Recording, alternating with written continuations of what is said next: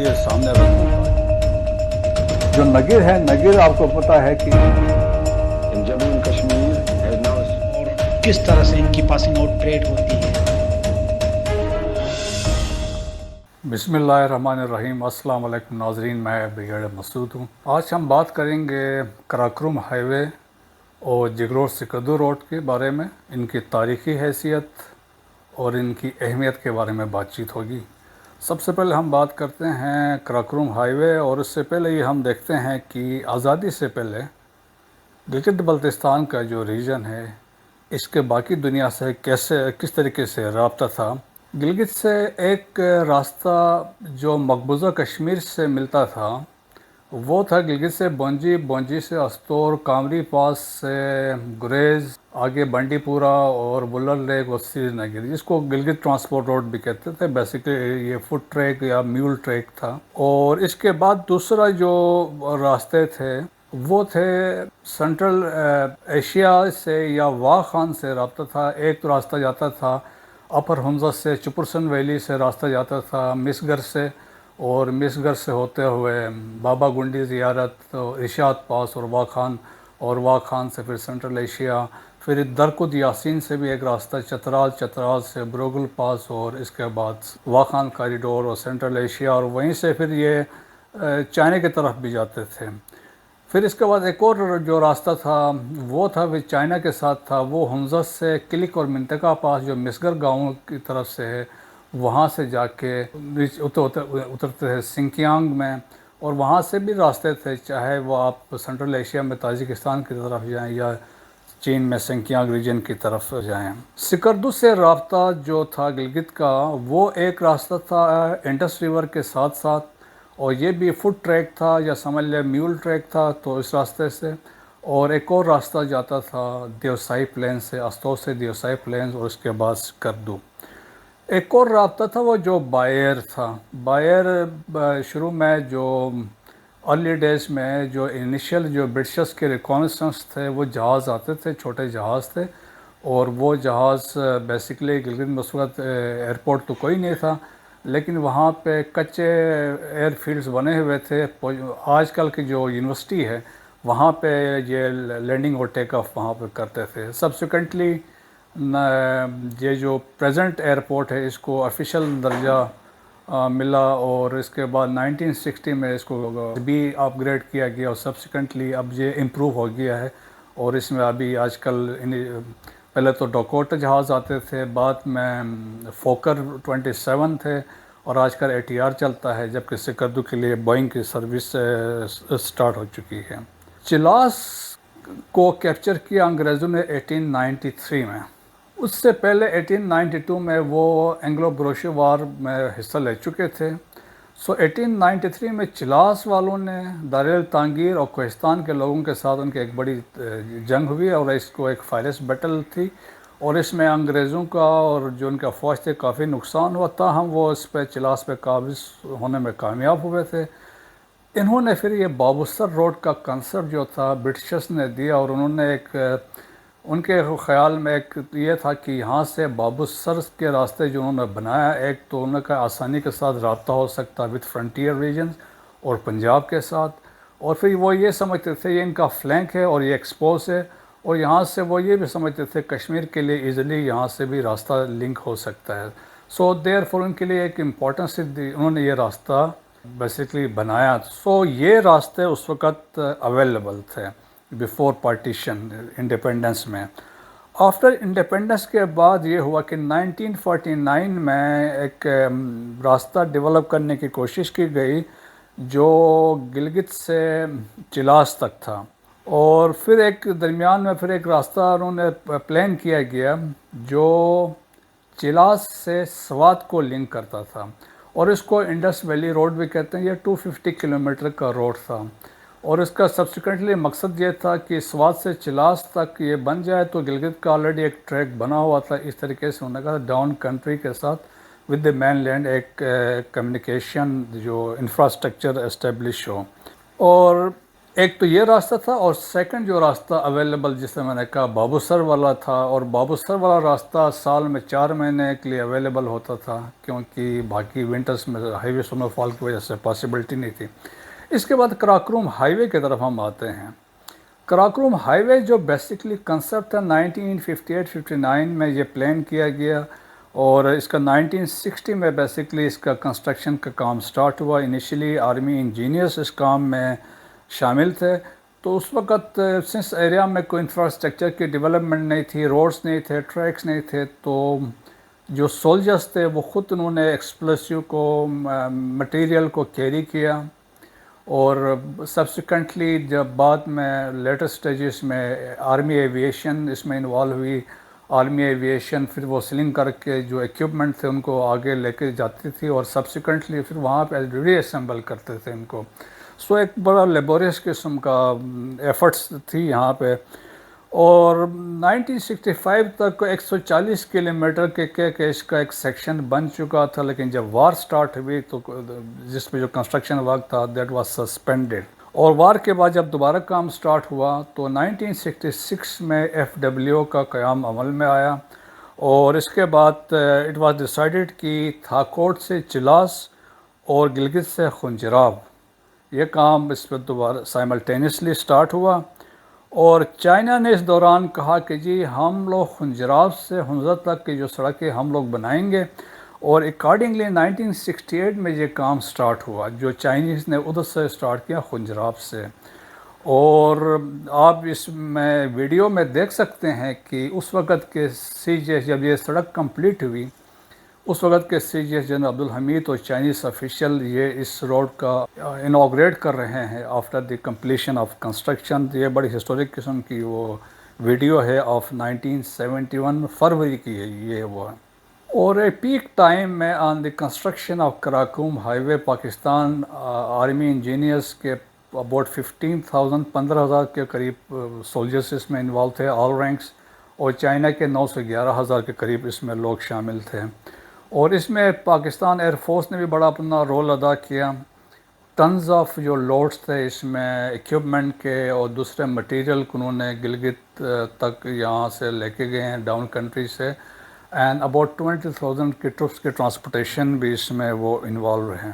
سو جب یہ سڑک کمپلیٹ ہوئی 18 جون 1978 کو جنرل ضیاء اور اس وقت چائنیز پرائم منسٹر ہوا کی فونگ، انہوں نے اس تھاکوٹ برج کے قریب اس کو انوگریٹ کیا تھا، اور اس کو عام ٹریفک کے لیے انہوں نے کھول دیا تھا، بٹ ٹورزم کے پوائنٹ آف ویو سے 1986 کو اس روٹ کو کھول دیا گیا تھا اپ ٹو خنجراب تک کے لیے۔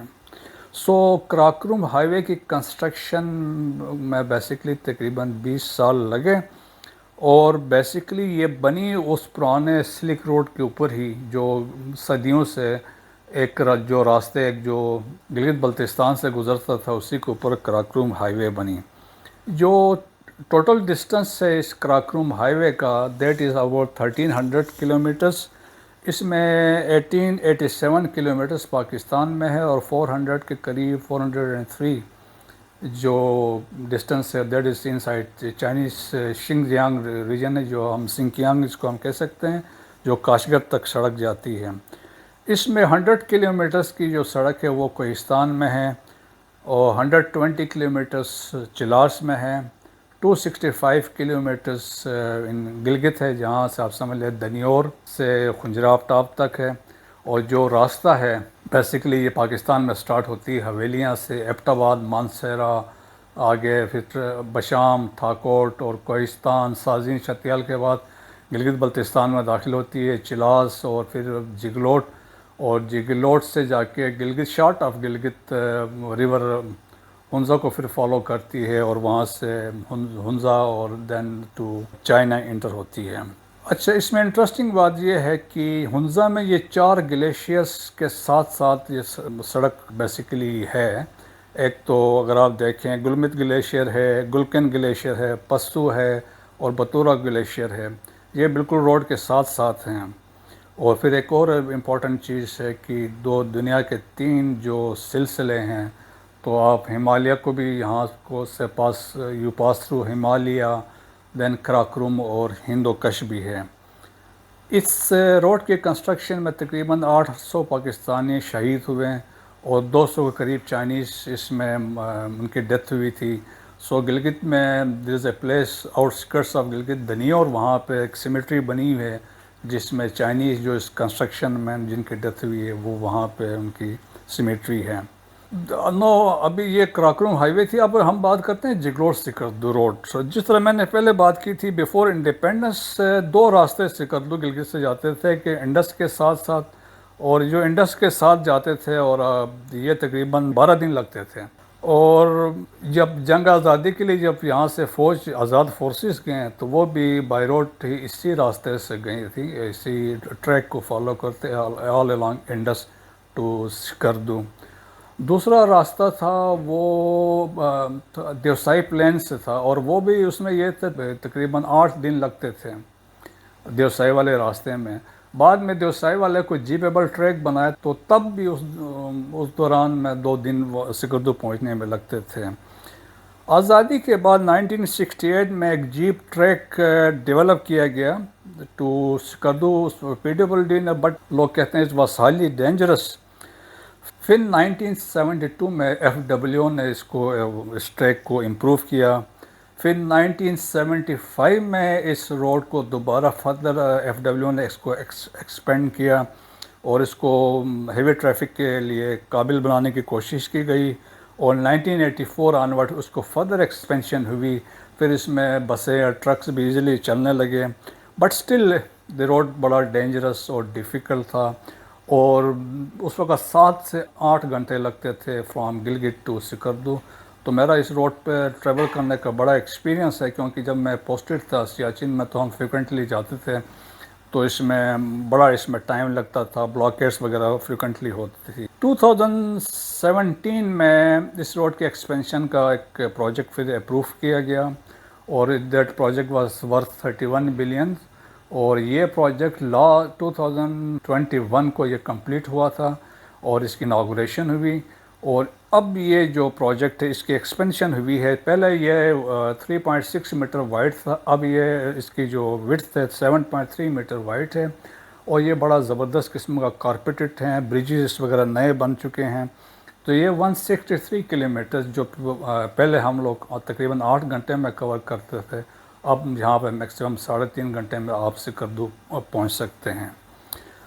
ابھی ہم بات کرتے ہیں کہ اسٹریٹجک امپورٹنس کیا ہے. پہلے ہم لیتے ہیں کراکروم ہائی وے. کراکروم ہائی وے میں نے جس طرح پہلے بات کی تھی پرانے سلک روڈ کے اوپر بنا ہے، تو کراکروم ہائی وے بیسیکلی لائف لائن ہے for Gilgit Baltistan region which links the region with the down country.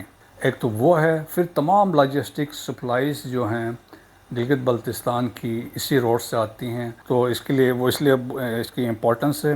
Second یہ ہے کہ کراکروم ہائی وے کے بننے کے بعد ہمارا جو لنک چائنا کے ساتھ جو صدیوں پرانا سلک روٹ سے تھا، تو اس روڈ کے بننے کے بعد دوبارہ اسٹیبلش ہوا اور ایزیلی اسٹیبلش ہوا. اور ہمارے جو گلگت بلتستان کے لوگ ہیں جو فریکوینٹلی ٹریول کرتے ہیں ٹو چائنا، شنگجیانگ پروونس میں جاتے ہیں اور کاروبار کے لیے، تو اس سے لوگوں کے لیے کافی اس میں فائدہ ہوا ہے. پھر اس کے علاوہ یہ ہوا کہ ایڈونچر جو ٹورزم ہے، ٹورزم تو ایک ٹورزم اس میں بڑی ہے روڈ کے بننے کے بعد. سیکنڈ ایڈونچر ٹورزم کے پوائنٹ آف ویو سے آپ دیکھیں کہ ماؤنٹینئرنگ یہاں پہ زیادہ ابھی آج کل اس میں لوگوں کو ایزیلی ایکسیس ہے. اس میں پہلے سمرس میں تھا، ونٹرس پہ بھی ایکسپیڈیشنس آ رہے ہیں، ٹریکنگ ہو رہی ہے، اور تو اس میں کافی کچھ وہ ہے. اور اس کے علاوہ ملٹری پوائنٹ آف ویو سے جو لاجسٹکس ہیں ملٹری کے، شفٹنگ آف ٹروپس ہیں، تو اس روڈ کے تھرو ایزیلی ہوتی ہیں.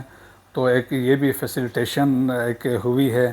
اور یہ ایک روڈ جو ہے سنس کیچ کے بننے کے بعد پھر سی پیک جب سے آیا ہے تو اس کی روڈ کی اہمیت بڑھ گئی ہے، علاقے کی اہمیت بڑھ گئی ہے. چین کے لیے ایک سیفر اور شارٹیسٹ روٹ مل گیا ہے. آلموسٹ 9 سے 10 ہزار کلومیٹر چاہنے کے لیے شارٹ پڑتے ہیں. اب گوادر جانے کے لیے تو ایزیلی وہ ابھی گوادر پہنچ کے then they can access to Arabian C.